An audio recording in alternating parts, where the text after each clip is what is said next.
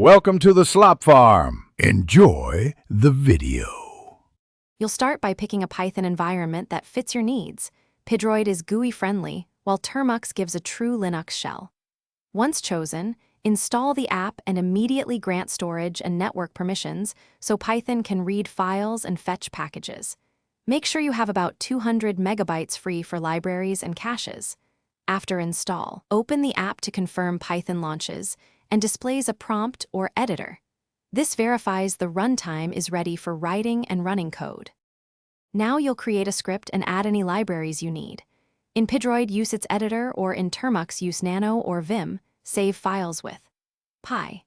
Next, install packages with pip install requests, for example, or use the app's package manager to avoid permission issues. Once done, organize dependencies in a project folder. This isolates versions.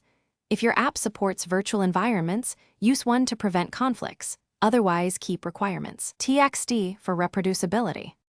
To finish, run your script. In Termux, type Python 3 script. Py in a GUI app tap run. Watch the output and use print statements for quick debugging. If something fails, check permission prompts and error messages. Missing native libraries often cause crashes. Make sure network access is allowed for internet requests and reinstall problematic packages if needed. Finally, back up your project to cloud storage so you don't lose work. That single troubleshooting tip, verify permissions first, will save you time. Thanks for watching.